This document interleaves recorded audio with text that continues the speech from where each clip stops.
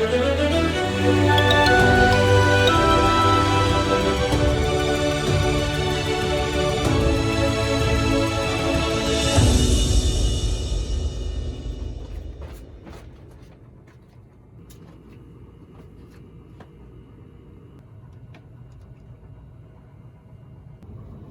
more to go.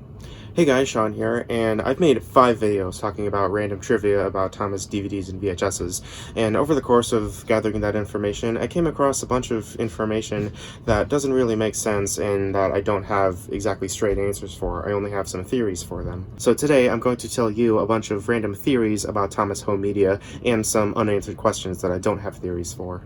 So let's start off with something simple. The Kmart, Thomas Comes to Breakfast, and Thomas and his friends get along. There exists a version of Thomas and his friends get along and Thomas Comes to Breakfast with the intro and credits in between every episode, just like a UK release. In the fandom, they're known as the Kmart versions because I think some guy found one copy with a Kmart sticker on it. I don't know for sure that they were only released in Kmart or if they were released anywhere else. The best theory for why these two exist is from Oliver11GWR. Most likely in 1998, when they decided to first put together Thomas and his friends get along, Thomas Comes to Breakfast, and A Big Day for Thomas, they made a pre-master tape with the wanted episodes, and they later cut that up and added title cards and name boards for the episodes. And when Anchor Bay was re-releasing them in 2000, they accidentally pulled out the earliest master, dubbed the Anchor Bay FBI warning and logo onto, and then sent it out to get duplicated, only to realize later that they wanted to put a different master on there instead. They are rare. Only 14 people that I know of have the Kmart Thomas Comes to Breakfast, including yours truly. And for a long time, Cardi and Oliver11GWR were the only ones with the Kmart Thomas and his friends get along, but then these two Thomas users, Lucy and Jira, both found them within the same week, the first week of March 2022. And I'm going to tell you a little secret. If you want to find your own copy of the Kmart Thomas and his friends get along or Thomas Comes to Breakfast, look at the top of the tape.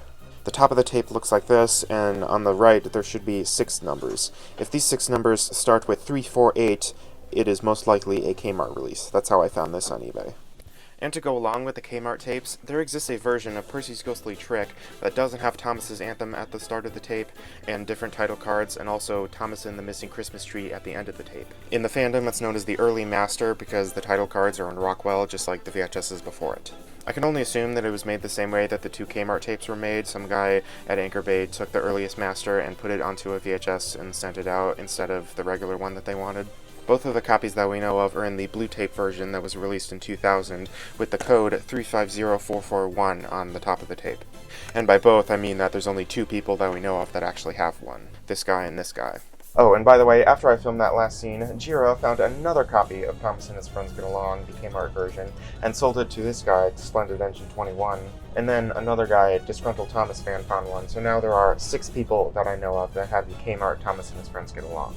To go along with the fact that Thomas and the Missing Christmas Tree is on the early master of Percy's Ghostly Trick, some copies of James Goes Buzz Buzz have Thomas's Christmas Party at the end of the tape, specifically the 1994 version. My theory for that is Thomas's Christmas Party was going to be on James Goes Buzz Buzz, and Thomas and the Missing Christmas Tree was going to be on Percy's Ghostly Trick, but then they decided to take those 2 off and put them on a separate tape, which we know as Thomas's Christmas Party and Other Favorite Stories.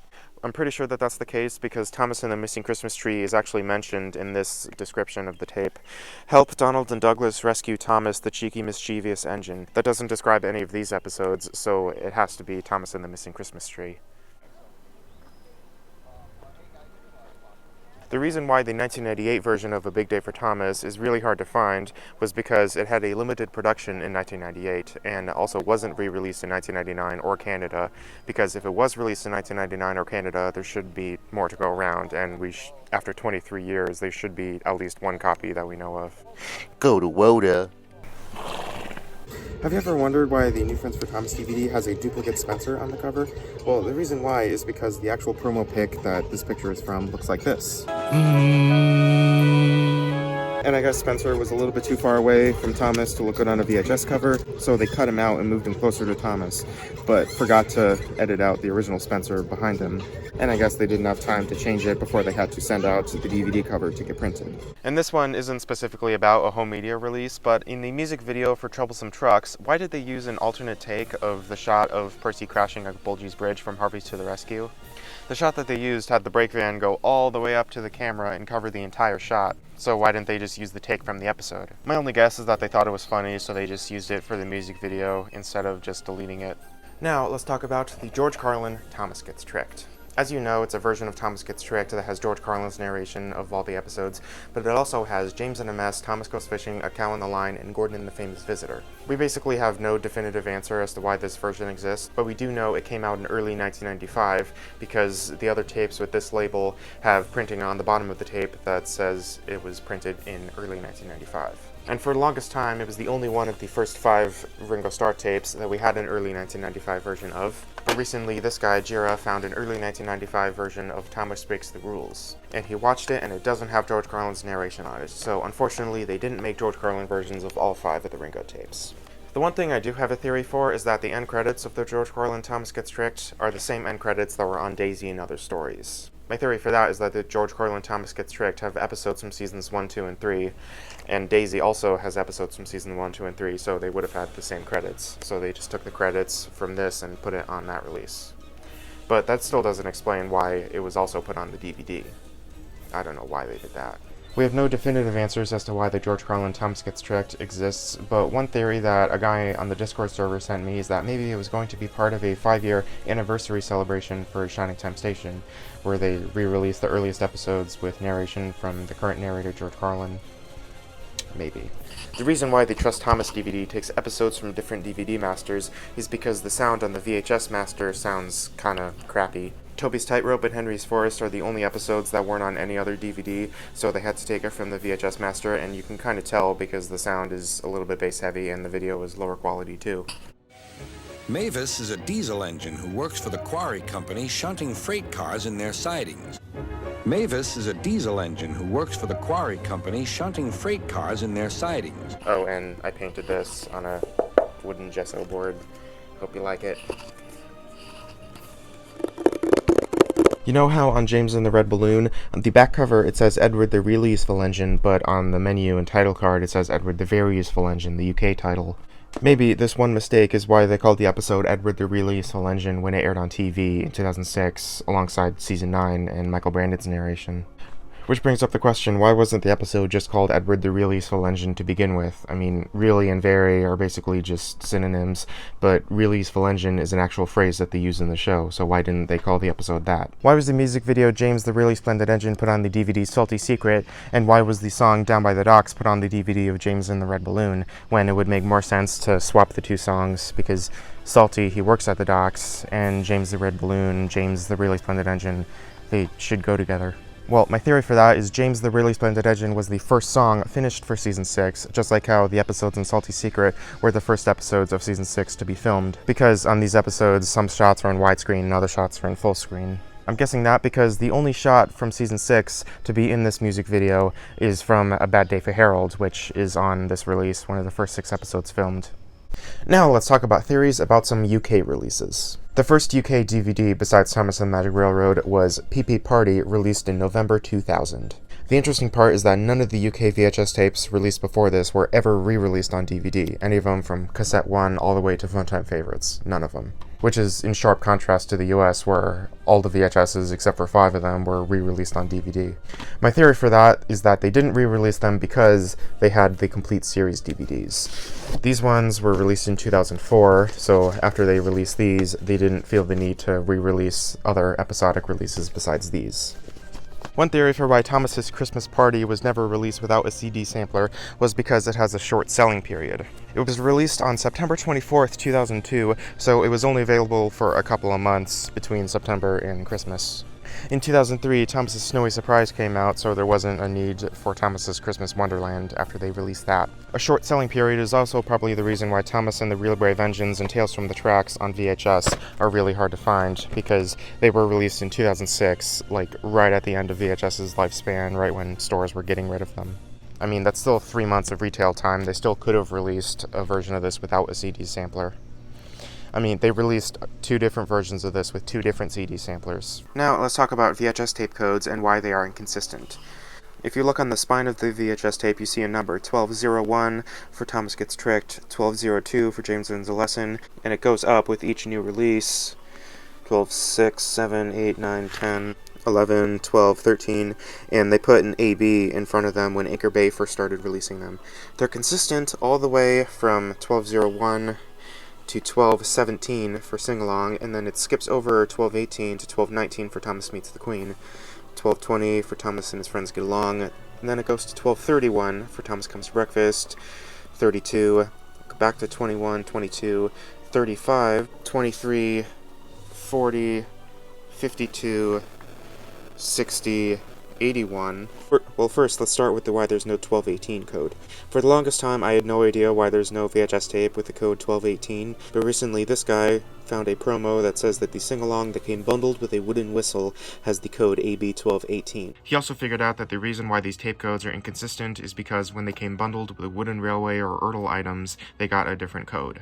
Here's the only VHS home video bonus pack that I have, Thomas's Trackside Tunes with Scarloey, and it's still sealed, still in the plastic. If you look on the barcode, it says Scarloey 2, then that means that this tape was meant to go with Scarloey. And if you look at these numbers right here, 1254, that means that the AB code for this VHS bundled with Scarloey is AB1254, even though the regular VHS is AB1240. For single piece home video bonus packs, this piece can come off, so you can have the VHS by itself. So you might be able to find regular VHS tapes with a barcode like this. This says Percy 2 with the numbers 1253, even though on the spine it's 1252. Parlons de doublage français de Thomas et de son histoire vidéo personnelle.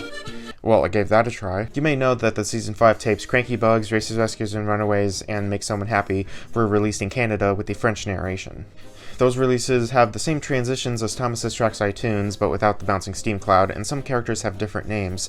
Lady Hat was renamed Madame Giboose, Stepney was renamed Sylvain, and Scarloey was renamed Charles. I'll tell you why the names are interesting in a bit. And in France, there were some French DVDs released in 2004, called The Adventures of Thomas, The Magic of Sodor, and The Talkative Trains, and Safe from Scrap, released in 2007. Those 4 releases have every episode from Thomas Gets Tricked to The Runaway. And also in France, these 3 VHS tapes, which have the same name but completely different episodes, between the 3 they have every episode of Seasons 1 and 2. But no one I know actually has them. These pictures are from the French Amazon. So the Season 2 episodes from Percy Takes the Plunge to Thomas and the Missing Christmas Tree have been officially released, but we just haven't found them yet. Those releases, plus a French home video release of Thomas and the Magic Railroad, are the only French home video that we know of. By the way, for Season 5, of the 8 episodes that aren't on those 3 tapes, the ones we do have in French are Haunted Henry and Duncan Gets Spooked because they were released on a Hit Favorites DVD that has the French audio track. Now, the only episodes from Season 3, 4, 6, and 7 that we do have in French are Thomas, Percy and the Dragon, Trust Thomas, Grand Puff, Sleeping Beauty, Henry and the Elephant, A Bad Day for Harold, Twin Trouble, Edward the Very Useful Engine, Rusty Saves the Day, Emily's New Coaches, and Snow Engine. We have the French version of those episodes because they were released on the Lionsgate DVDs Holiday Express, The Greatest Stories, and Engine Friends, because these 3 have a French audio track. The Season 3 and 4 episodes were narrated by the same guy that narrated the Season 5 tapes, which proves that they were narrated around the same time. The fact that Scarloey and Stepney got a name change is interesting because besides Scarloey being mentioned in Duncan Gets Spooked, none of the Season 4 and 5 episodes that they appeared in have had the French dub officially released. Stepney does appear in Edward the Very Useful Engine, but they call him Stepney instead of Sylvain. Finalement, tout se passe bien entre Edouard et Stepney. So why would they change their name if they never released the episode that they were in? My theory is that the narrator, Gerard Boucaran, narrated all of Seasons 1 to 5, and they aired on TV in France, and the 3 French Season 5 tapes were released to see how well the French dub would sell in Canada. And I'm guessing it didn't sell well because we only know of 3 of them, and those 3 are super hard to find. And finally, one of the biggest unanswered questions in all of Thomas home media: why did they never release Thomas Meets the Queen on DVD? One theory that I have is that because Gallant Old Engine and Rusty to the Rescue were the 2 very last DVDs released by Anchor Bay, maybe they would have released Thomas Meets the Queen on DVD if their contract didn't run out and they gave the rights to Lionsgate. I mean, they waited until 2008 to re-release half of Season 4 on DVD, so maybe they would have released all of it if they kept the rights. Now here's some real talk. Most of these theories came from discussions in a private Discord server for talking about Thomas the Tank Engine home media releases. The admin of the server is Brandon Cardy, but one of the big guys there is Oliver11GWR. He probably has the largest collection of Thomas home media in the whole world, as far as I know, and he's going to share some theories that he came up with right now. Recently, Brandon Hargis discovered a split-track stereo copy of the Thomas, Percy and the Dragon and Other Stories VHS. For those who may not know, split-track stereo is a special form of audio mixing, in which the left channel has vocals with the music and sound effects, and the right channel has only the music and sound effects, or the dubbing track. Now, if you take the left and right channels of a split-track stereo tape and mix them together, it will sound like the soundtracks are overlapping, or echoed. I believe this is the origin of all the echoed Thomas tapes in the US and UK. The Thomas tapes with known echoed masterings are Thomas Goes Fishing and Down the Mine from the UK, and Thomas Gets Tricked, Trust Thomas, Thomas Gets Bumped, Thomas Percy and the Dragon, Daisy, and Percy's Ghostly Trick from the US. Each of these would have originated from a split-track stereo master copy that's been mixed down to mono. The split-track stereo master itself, though, is very rare, as we have only found one copy of the UK Cassette 1, one copy of the UK Thomas Goes Fishing, and one copy of the US Thomas Percy and the Dragon with this stereo mixing. But more could be out there. Brandon Hargis' split-track stereo copy of Thomas Percy and the Dragon originated from 1995, meaning that other echoed tapes released at that same time could also have similar mastering. The US echoed tapes released in 1995 were Thomas Gets Tricked, Trust Thomas, Thomas Gets Bumped, Thomas Percy and the Dragon, and Daisy. So keep your eyes and ears open. Your tape may just be the chosen one. Now here's another theory. On the Best of Percy VHS and DVD, every episode is narrated by George Carlin, except for Percy Takes the Plunge, which is narrated by Ringo Starr. This is the first time Ringo Starr's US narration of Percy Takes the Plunge was released on any VHS or DVD. In fact, it is the first US Ringo Starr dub of any episode released on DVD at all. This also makes Best of Percy the only release from Anchor Bay Entertainment to have episodes narrated by both George Carlin and Ringo Starr. But why did they only put one Ringo Starr episode on Best of Percy? Well, one theory that I have, on most copies of the Daisy and Other Stories VHS, Percy Takes the Plunge has an echoed soundtrack, as we discussed the origins of earlier. Perhaps they couldn't find the unechoed George Carlin dub of the episode when they were putting together Best of Percy, so they decided to use the Ringo dub instead. However, another episode from the Daisy VHS is Percy's Predicament, which they did put on Best of Percy without the echoed soundtrack. We know that Percy's Predicament was aired on Fox Family from 1998 to 2000 with no echoed soundtrack. So I think it's likely that Percy's Predicament was sourced from there instead of from the Daisy tape, but they couldn't find the unechoed copy of Percy Takes the Plunge, so they used Ringo's dub instead. Thanks, Ollie, for my very first crossover. So that was all of the questions that I have theories for, and now the rest of the video is just going to be a bunch of questions that I don't have theories for, once I have no clue why there is. Why were some episodes given different titles for DVD releases? It's common for the episodes to get a name change when they aired on TV in America, but sometimes they had the UK title when it aired on TV, but a different name when it was on a DVD. Fergus Breaks the Rules was called Fergus Breaks the Rules when it aired on TV, but on Thomas and the Really Brave Engines it was called Thomas and the Search for Fergus. And sometimes it's the opposite. The Old Bridge was called The Old Bridge when it was on Percy Saves the Day, but on TV it was called The Old Iron Bridge. And sometimes they would get three names. The episode Not So Hasty Cakes was called Not So Hasty Puddings when it aired on TV, but on Mud Glorious Mud it was called Thomas and the Avalanche. And the episode Dirty Work was called Diesel's Devious Deed in most US releases and on TV, but on Thomas's Halloween Adventures it was called Diesel's Devilish Deed, but only on the title card. On the back of the DVD it still says Diesel's Devious Deed. Where is the 2000 style label of Thomas Gets Tricked, and also where is the 2003 style label of Thomas Gets Bumped? When the VHS tapes were released in 2000, they looked like this, and we know that Thomas Gets Tricked was released in 2000 because of this pamphlet. I can only find labels that look like this, and these labels were released in 2003. And also for Thomas Gets Bumped, we've only ever found an ink label that looks like this, even though we know it was released on the same day as James and the Red Balloon, which only has a label that looks like this. So where is it? Why does the Greatest Stories DVD have the UK narration of Thomas Gets Tricked and Edward Stay Out? Why did Anchor Bay release a darker blue version of Thomas and His Friends Get Along, and a darker yellow version of the Sing-Along VHS? Just like the episodes on Time for Trouble and Trust Thomas, the episodes on the VHS Rock and Roll and Other Stories have some missing music cues because they were released on VHS before they aired on TV. Here's an example. Splendid to see you again. Where's Harold? Splendid to see you again. Where's Harold?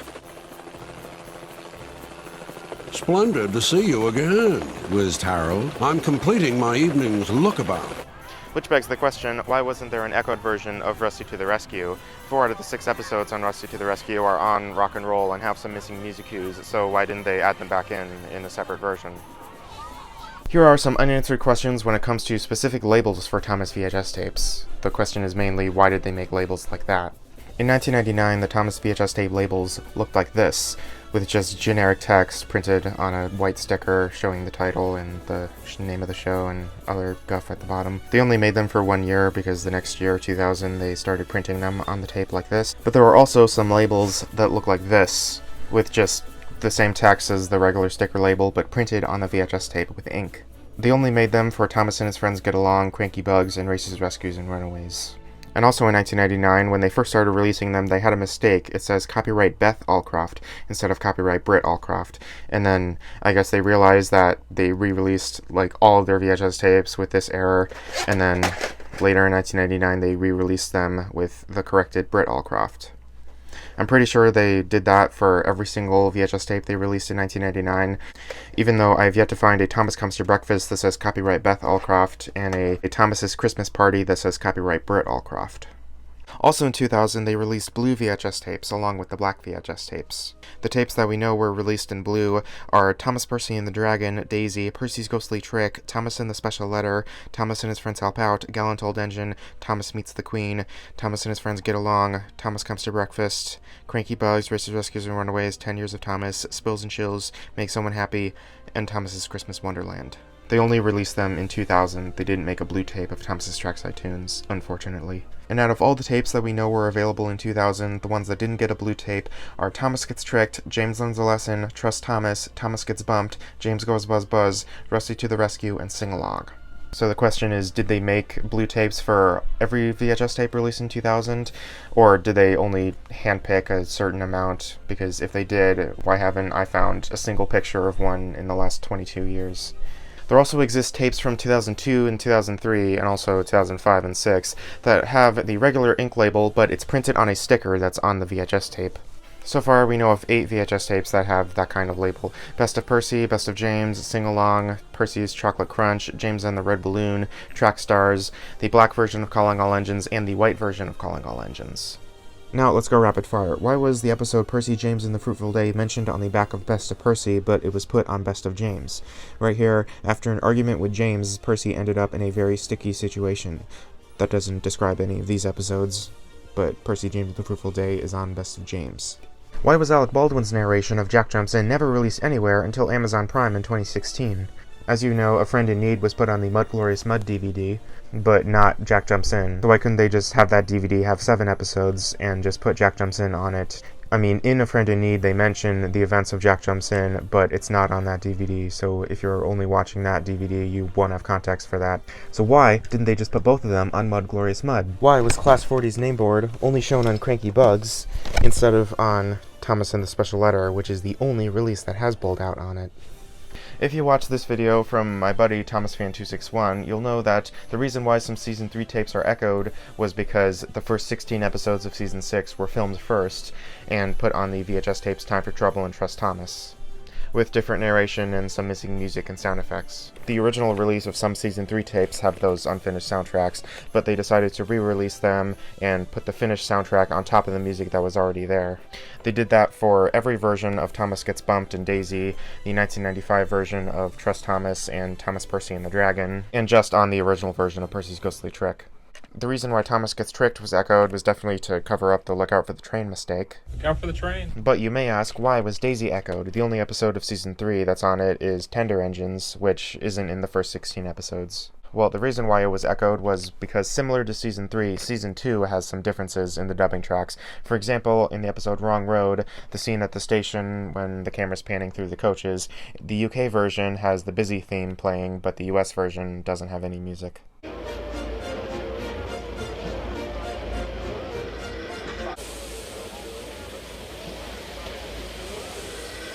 Which begs the question, why wasn't there an echoed version of James Goes Buzz Buzz? Because this release has Wrong Road and has some missing music, so why didn't they just add them back in a separate version? On the blockbuster double feature Thomas's Useful Stories, the Thomas Comes to Breakfast half of the tape has an echoed soundtrack. It's super noticeable during a close shave. Here's a clip of it.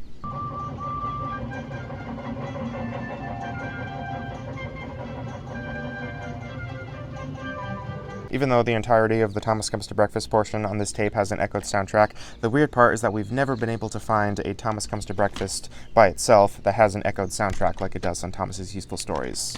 The only evidence that we have of an echoed Thomas Comes to Breakfast by itself existing is this YouTube video. Some guy recorded it off of his TV, and it has the same echoes as it does on this tape, but it has the opening credits of Thomas Comes to Breakfast. So, where is it? Oh yeah, and also if you're into model trains and model car building, look into Rosebud Kitmaster.